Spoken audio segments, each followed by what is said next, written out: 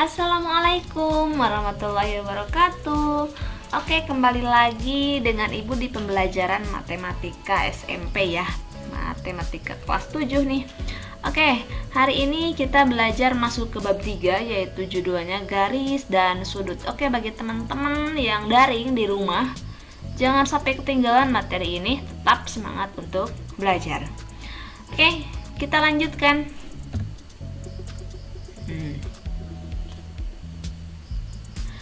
Hari ini kita belajar tentang garis. Tadi kan ada garis dan sudut. Nah, minggu ini kita belajar tentang garis, berarti minggu depannya tentang sudut. Bagi teman-teman adik-adik yang belum subscribe, silakan untuk subscribe terlebih dahulu ya.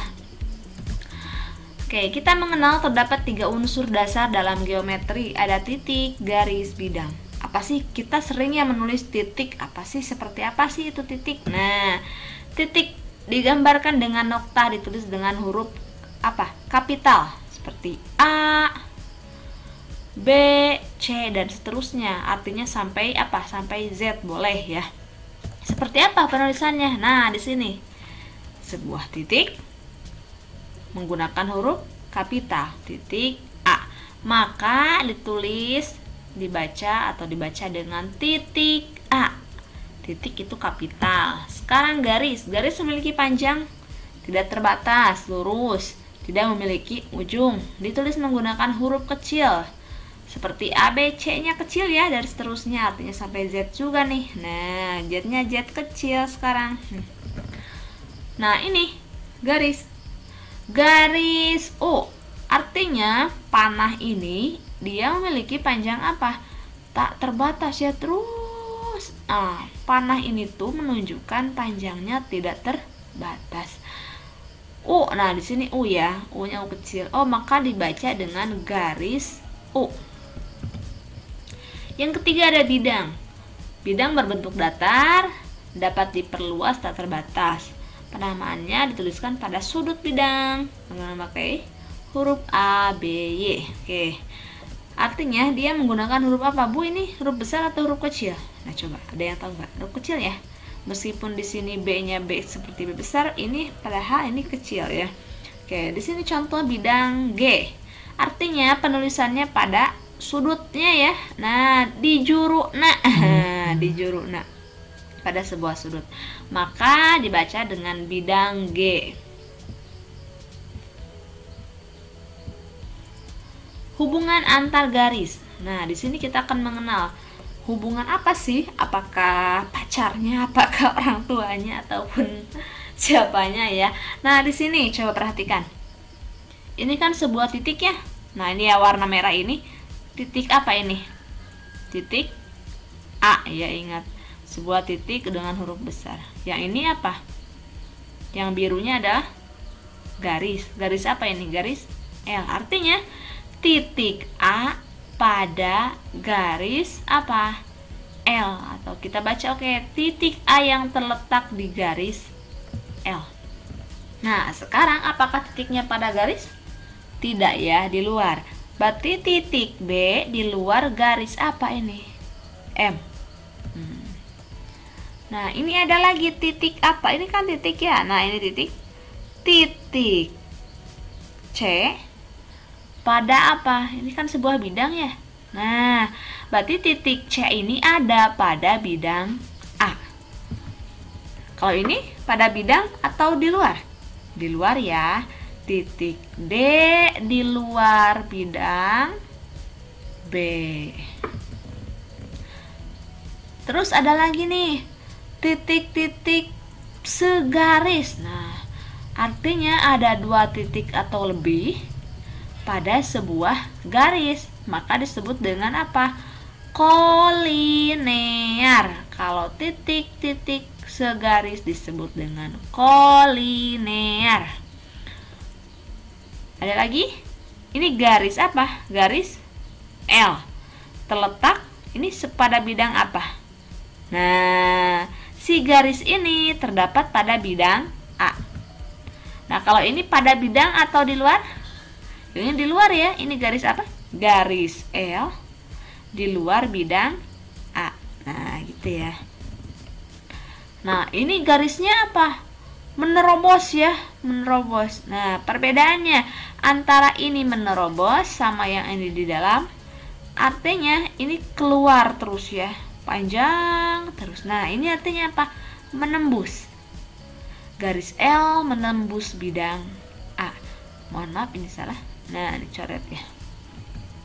Nah, sekarang kalau tadi titik-titik segaris, ada lagi titik-titik yang sebidang. Titik-titik sebidang, 2 titik atau lebih, maka disebut dengan koplanar ya. Selanjutnya, masih di hubungan antar garis, ada yang namakan sejajar. Coba perhatikan. Ini garis A, ini garis B. Dia sejajar. Lambang dari sejajar tuh ini. Nah, ini ya. Tak gitu. Nah, itu ya. Itu lambang sejajar. Apa sih sejajar? Dikatakan sejajar apabila kedua garis terletak satu bidang dan jika diperpanjang tidak saling berpotongan, ya. Yang selanjutnya ini berpotongan. Nah, jika kedua garis memiliki sebuah titik potong. Oke, sebelumnya. Nah, titik potong mana coba titik potongnya? Ketika diperpanjang mempunyai titik potong. Nah, ini di tengah-tengah ini disebut dengan titik potong. Nah, ini kan membentuk sebuah titik ya. Nah, itu disebut dengan titik potong. Hubungan antar garis yang selanjutnya berhimpit. Kalian tahu berarti tindih-tindih nanya. Itulah berhimpit. Apa sih berhimpit itu?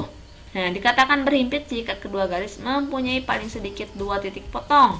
Misalnya jam dinding yang menunjukkan pukul 12. Ini ada berapa garis di sini? Itu ada 2 aja. Ini garis G, tapi dihimpit lagi dengan garis K. Kalian tahu Pak pukul 12.00. Coba kalian bayangkan. Pukul 12.00 ini jarum pendek jam 12, terus jam 12-nya pas lagi. Nah, di sini kan terlihat 1 ya, ini padahal ada 2. Nah, ini yang dimaksud dengan berhimpit ketika jam 12.00. Seperti itu ya. Ada lagi yang disebut dengan bersilangan. Apa yang maksud bersilangan? Dikatakan bersilangan jika kedua garis tidak sejajar dan tidak terletak dalam satu bidang. Misalnya jalan layang. Perhatikan sebuah jalan layang. Misalkan jalan layang ke arah sini. Yang di bawah jalan silangnya ke nah,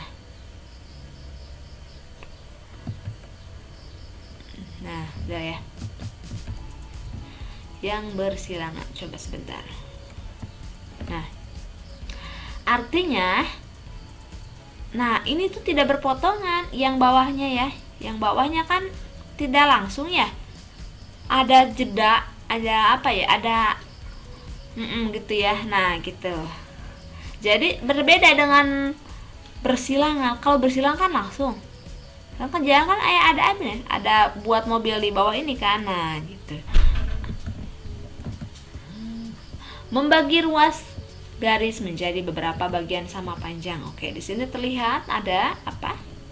Nah, ini masing-masing misalkan jaraknya 1 ya, jaraknya 1. Nah, PM ketika P ke M, P ke M, M ke Q. Ini kan jaraknya P ke M 1, 2, 3. Jarak M ke Q 1, 2. Nah, PM jaraknya 3, MQ jaraknya 2. Akan sama dengan mana? Lihat, ini kan segaris nih. Nah, berarti ke sini. Akan mana berarti? Kalau ini kan M. Nah, kita bawa tarik. Nah, ke sini ya. Akan sama dengan apa? Berarti P, C, terus C, E. Apakah betul? Iya, betul. P, C, E. Nah, PC-nya berapa? Coba perhatikan. 1, 2, 3. PC-nya 3. Nah, ini ya PC-nya 3, CE-nya 2. Nah, gitu ya. Sekarang QNNP. QN mana QN? Nah, di sini ya. Dari Q ke N. berapa? 1 dari N ke P, 1, 2, 3, 4 akan sama dengan apa? ED DP ya. Sama, coba perhatikan lagi.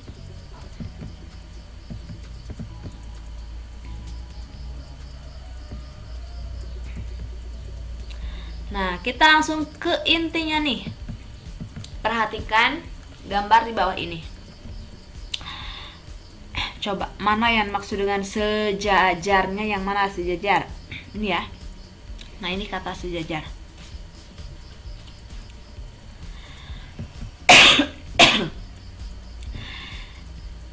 Hitunglah nilai dari X. Kalau sejajar berarti CD, nah CD per DA akan sama dengan apa?